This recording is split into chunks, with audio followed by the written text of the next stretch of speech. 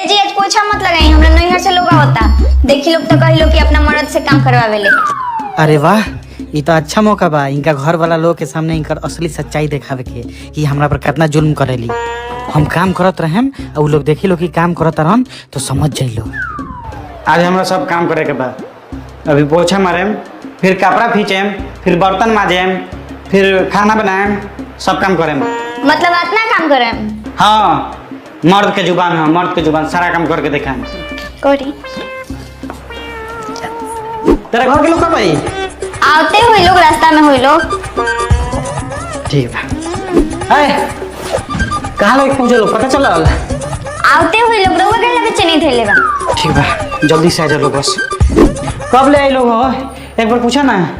अभी फोन करके पूछनी है तो कहता लोग कोनो और दिन आए। कभी ना बुझला कि मर्द के पाँव दबाई, अच्छा अच्छा खाना बना के खियाई, सेवा करी। रउआ ई ना बुझाला कि कहीं शॉपिंग करावे ले जाई, मूवी देखावे ले जाई, कहीं रेस्टोरेंट ले जाई। लगता कि हमने के एक दूसरे का अरमान कहियो पूरा ना हुई। ए जी हमरा मेला घूमे खातिर एगो सोना के झुमका खरीदवा दी ना। अच्छा, मेला घूमे खातिर सोना के झुमका चाहिए? फिर तो हमरो को घूमे खातिर अपना बाबूजी से एगो मोटरसाइकिल दिलवा देना। रउआ के तो कुछ कहले बेकार जी। वाह, हमारे मेहरू कितना अच्छा बिया। देखो दिया कि हम काम करते हैं तो खाना बना के रख ले बिया। जाता नहीं खाए, खाना निकालो। खाना खाना कहाँ बनल बा?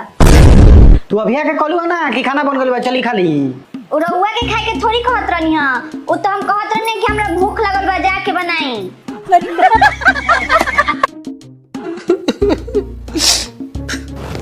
काहे रोत नी जी? हमर साली चल गई हमरा के छोड़ के। मतलब बहिन हमार गइल बिया तो हम रोते नहीं खी, रउआ काहे रोत नी? ऐसे रोतनी नु क्यों रली है तो बेचारी हमर हाथ बटा देत लिया घर के काम में। अब चल गई तो हमरा सब काम अकेला ही करे के पड़ी। तार माँ हमरा से बतावत रही कि तू कुआर में कहत रहू कि हमारा ऐसा घर में शादी करी है जाना में सास आ ननद होखे, लेकिन तू तो हमरा माई बहन से लड़ेलू। लड़ही खाती तो चाहत रहे, रउआ से खाली लड़ती तो बोर ना हो जाती। हेलो माँ, हम ई घर में ना रहे, ई घर में खाली अनपढ़ गंवार लोग रहेला। काहे का भइल बेटी? रोज सुबह 9-10 बजे हमार सास हमरा के नींद से जगा देवेली आ कहली कि घड़ी देखो तो कोई बजता। ई लोग इतना अनपढ़ बा कि ई लोग के घड़ियो देखे ना आवेला। रउआ के हम कितनो बोल दी लेकिन रउआ में तनको सुधार ना आवेला। ठीक है, लोग कहले बा भैंस के आगे बीन बजावा भैंस करे पगुराई। हाँ तो बीन के आवाज नागिने के नु समझ में आवेला।